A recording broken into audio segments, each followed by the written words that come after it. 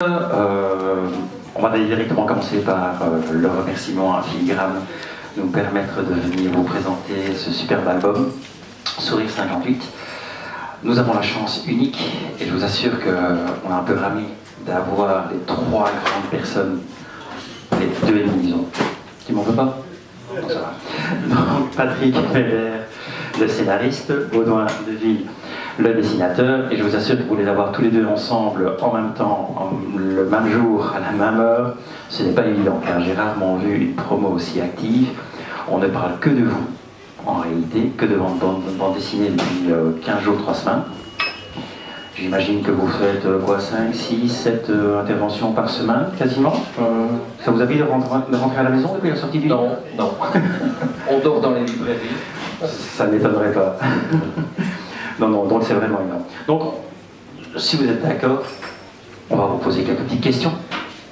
Alors, on a dû... enfin, j'ai quand même préparé ça sérieusement. J'ai passé 27 heures à éplucher tous les articles de presse, à écouter tout ce qui avait déjà été dit, pour essayer de poser des questions, si possible, qu'on n'avait pas encore posées. Pour essayer de rendre ça le plus intéressant possible pour vous, pour moi, parce que j'ai quand même pas mal de choses que j'aimerais bien savoir. Et promis juré, ils n'ont pas eu les questions avant. Je les avais remises à Nicolas, qui, débordé comme il est, a oublié de les communiquer volontairement au passage, j'en sais rien. L'éditeur. Oui, tu vas voir ta dose, t'inquiète pas. Bon, alors, la première question que je voulais savoir, c'est plus d'un an de travail, le bébé est sorti, on se sent comment maintenant? Épuisé mais heureux. Moi, c'est l'aboutissement d'un long travail de documentation, de recherche, de dessin, parce que la ligne claire, c'est extrêmement exigeant, c'est un travail même harassant, et j'avoue que je suis content d'être au bout. Patrick? En fait, il y a toujours un moment bizarre quand on écrit un livre. Un livre ou une bande dessinée, c'est très différent, parce que quand j'écris un roman, c'est vrai qu'on est tout seul. Et puis il y a le moment crucial où on le remet à l'éditeur et on attend le coup de téléphone de l'éditeur ou le mail pour s'entendre dire c'est bien, c'est pas bien, il faut recommencer ça, tu as été trop long, tu as été trop court, et voilà. Mais c'est quand même un travail que celui qui a une bande dessinée, c'est très différent. Mais je dois dire que moi, c'est vrai que j'ai scénarisé quand même beaucoup de bandes dessinées, c'est la première fois que le travail se fait vraiment en équipe complètement. Parce que j'ai beaucoup travaillé avec des dessinateurs étrangers, j'ai beaucoup travaillé avec des Italiens par exemple, on se voyait peu, on se voyait pas. J'ai fait plusieurs albums avec des dessinateurs que je n'ai jamais vus, et ça se fait beaucoup en bande dessinée. C'est d'ailleurs pas nécessairement mauvais, hein, c'est pas pour ça, hein. Je veux dire, il y a parfois de très bonnes relations qui s'établissent comme ça, mais ce livre-là, on l'a fait non seulement avec à deux dessinateurs et scénaristes, mais aussi avec l'éditeur Nicolas, et en fait du coup, moi j'ai découvert quelque chose là, un travail en équipe que je connaissais peu. Et ce qui est aussi assez nouveau, c'est que comme, bon, on est dans l'actualité aussi, puisqu'il y a cet anniversaire, avec le 60e anniversaire de la Tokyo Expo, mais le livre continue, j'ai l'impression, à vivre après sa parution, à travers la promotion, comme tu disais. C'est un vilain mot, mais c'est vrai que c'est ça, quoi, on fait la promo. Mais c'est pas simplement ça, en fait, c'est une promo, c'est un échange aussi. Et comme ce livre est aussi passé par le financement participatif, on s'est rendu compte qu'il y avait aussi un échange à ce niveau-là. Et pour moi, c'est vraiment un peu le livre des premières. J'ai découvert pas mal de choses à travers le boulot derrière ce livre. Et justement, en parlant de la documentation, j'imagine que, comme tu en as déjà parlé sur certaines ondes, tu n'étais pas très pour au départ, je crois, le projet participatif et tout, et puis tu as été quand même convaincu, ça t'a apporté pas mal de documents, mais il y a quand même une chose... Je vais être très honnête, j'étais pas pour, parce que, voilà, enfin, c'est comme ça, j'ai eu la chance, depuis que j'écris, je crois que j'ai dû écrire une 60aine de livres et de bandes dessinées dans ma vie jusqu'à présent, j'espère j'en écrirai encore, pas nécessairement beaucoup, mais non, mais des choses de qualité. Non, mais j'ai jamais dû faire appel à un financement participatif ou quelconque.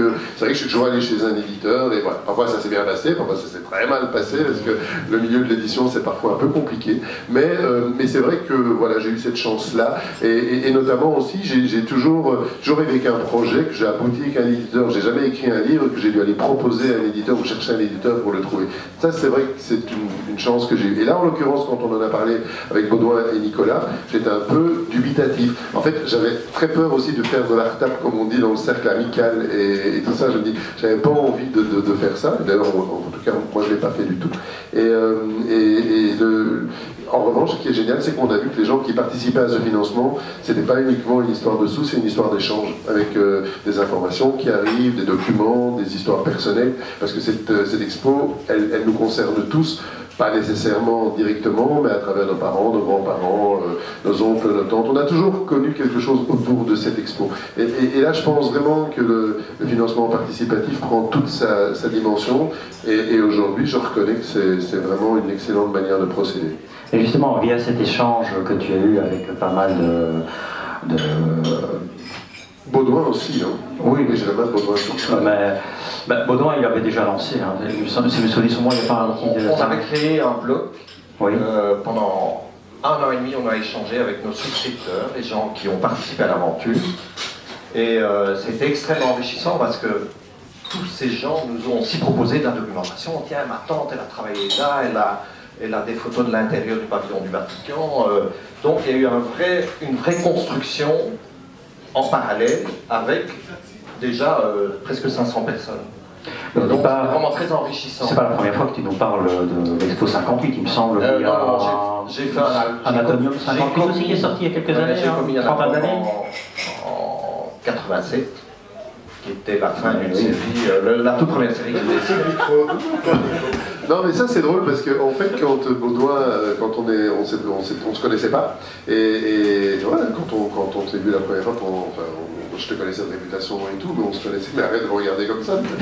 Et en fait, c'est vrai, je me suis dit Atomium 58, à l'époque j'avais 20 ans, et j'étais libraire dans je ne fais pas de pub pour une autre librairie, parce que malheureusement ou heureusement elle est fermée depuis longtemps, qui s'appelait Chipville dans le centre-ville, boulevard Lemonnier. C'était la librairie des frères Pastamonique et puis du fils Maltais, donc pour ceux qui adorent la bande dessinée du fils de Will, en fait, du grand Will. Et moi j'étais libraire là pendant plusieurs années. Et j'ai notamment très bien vendu ton album à l'époque, voilà, que je conseillais et que je vendais. Et j'ai trouvé ça assez comique, en fait, l'espèce de parabole comme ça, c'est comme si je revenais un peu au début, style, quand même quelques années plus tard, hein, sans rentrer dans les détails, en faisant cet album ensemble, où il y a quand même 58 sur la couverture. Oui.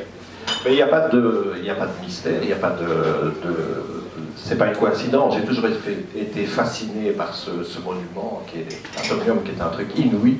Chaque fois que je suis en dessous, je suis émerveillé par ces boules en suspension, cette masse métallique et surtout ce rêve d'architecte. Ben, en parlant justement de ce monument, j'ai entendu dire que vous n'avez pas eu totalement les mains libres au niveau de la représentation, pas pour le scénario, pour le dessin, qui aurait eu visiblement quand même...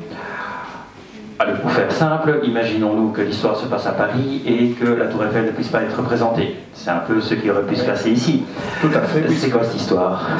L'Atomium est une propriété privée, donc si vous la représentez graphiquement ou en photo dans son entièreté, il faut payer des droits. Donc nous avons dû signer une convention avec l'Atomium pour utiliser l'Atomium, la représenter dans tout l'album. Donc quiconque fait une photo de l'Atomium, faites attention. Donc si c'est un usage privé, vous pouvez, mais dès que c'est une utilisation commerciale, vous passez au tiroir caisse. C'est bien la Belgique, ça. Hein. On est quand même unique à ce niveau-là. Non, mais c'est vrai que ça peut paraître, c'est énervant quand on est créateur, c'est vraiment énervant. On se dit, mais pourquoi ça appartient à tout le monde? Mais il y a quand même la propriété intellectuelle existe. Et aujourd'hui, c'est un vrai débat, hein, d'ailleurs. Je veux dire, une façade de Victor Horta, ou que sais-je, enfin, n'importe Victor Horta, de tomber dans le domaine public, mais pour d'autres architectes contemporains, la question se pose aujourd'hui. Et si on fait un peu de cinéma, de télévision, on a toujours ce problème. En fait, il faut faire très attention à ce qu'on filme. C'est simplement lié à la propriété intellectuelle. Je veux dire, intellectuellement, c'est bien, mais c'est compliqué à gérer. Il n'y a pas eu un autre pavillon pour lequel vous avez eu un petit souci de représentation? Enfin, de droit d'auteur, parce qu'il me semble qu'il manque un bâtiment qui n'est pas là, dedans. Hein. Oui, c'est la flèche du génie civil que j'aurais bien voulu représenter, parce qu'elle était vraiment très impressionnante. Moi aussi, j'en ai... Mais on ne peut pas. on ne peut pas, c'est une propriété aussi privée, donc on avait déjà payé beaucoup de droits pour utiliser Atomium, donc ça devenait un peu compliqué de... Si chaque fois qu'il faut présenter un bâtiment, il faut payer les droits, le budget n'est plus tenable. Alors, pour en revenir un tout petit peu quand même sur l'intérêt de l'histoire, la pauvretesse. Kathleen, vous lui avez quand même pas fait beaucoup de cadeaux. Vous lui avez pas fait beaucoup de cadeaux. Oui, génial. Ça marche, oui. Si mes souvenirs sont bons, en Pas plus, beaucoup de cadeaux. bah, les hôtesses à cette époque-là n'ont pas été n'avaient pas beaucoup de liberté, elles avaient un règlement qui était très très strict. D'ailleurs, si mes souvenirs sont bons, il y en a quelques-unes même pendant l'expo. C'était le 1er juin, si mes souvenirs sont bons. On votait en Belgique ce jour-là, j'étais pas né, donc j'ai pas voté. Qui effectivement, comme il y avait un peu moins de monde, ont été faire bronzette sur le toit du Palais 10. Là-dessus, un photographe passe. C'est des gens d'urbaine. Elles se font virer. Ouais. Ici, la pauvre Kathleen, elle est virée au moins 2 fois dans votre histoire. Là. Comment ça? Elle n'est jamais en bikini, vous avez lu une autre édition? Non, pas encore. Elle est virée pour d'autres choses, pour d'autres motifs. Le règlement était quand même terriblement strict. Non, on a une époque qui est vraiment intéressante, 58. Donc aujourd'hui, c'est parce que tout le monde parle de 68 pour le moment, parce qu'il y a l'anniversaire, 50 ans, 68. Nous, on est plutôt dans les 60 ans, mais ça marche plus en fait. Si, ça marche. Oui, ça marche encore, oui, ça marche pas fort. On n'aura plus de retour. Ah oui, on n'a plus le retour ici, c'est bizarre. Donc en fait, 58, c'est intéressant parce que c'est vrai qu'on est 10 ans, forcément, ça ne vous échappera pas avant 68, et c'est complètement différent, c'est un autre monde. C'est la première fois qu'on fait une grande célébration après la Deuxième Guerre mondiale, c'est la première fois qu'on se lance dans un grand événement comme ça, et moi je dirais, pour pousser le bouchon un peu plus loin, c'est la dernière fois que la Belgique fait quelque chose de grand. Parce que depuis lors, vous avez beau chercher, on essaie d'organiser des manifestations, style un championnat de foot, on n'est pas capable, un stade national, on n'est pas capable, un tunnel, on n'est plus capable, enfin bon, bref. Donc, je veux dire, la Belgique aujourd'hui, par rapport à 58, on se dit qu'on a peut-être un petit peu changé d'époque. Mais ce qui est assez extraordinaire, c'est que 58, alors aujourd'hui ça nous paraît bizarre, mais voilà, moi j'ai une maman qui était à l'Expo 58 et qui était dans la force de l'âge à ce moment-là, et elle, c'est comme ça, et je veux dire, elle n'était pas complètement idiote. Pour elle, l'accomplissement féminin, c'était, et là je vais choquer les gens, mais d'avoir un aspirateur, une machine à laver, des choses qui allaient rendre la vie plus facile. Aujourd'hui, ça nous paraît idiot, parce qu'on va tous, je veux dire, on a tous un aspirateur, un four PC, une friteuse, ça paraît logique, mais à l'époque, en fait, après la guerre, vraiment, les femmes, elles veulent passer moins de temps à gérer la maison, parce que malheureusement, c'était comme ça, il y avait un partage des tâches qui était bien précis.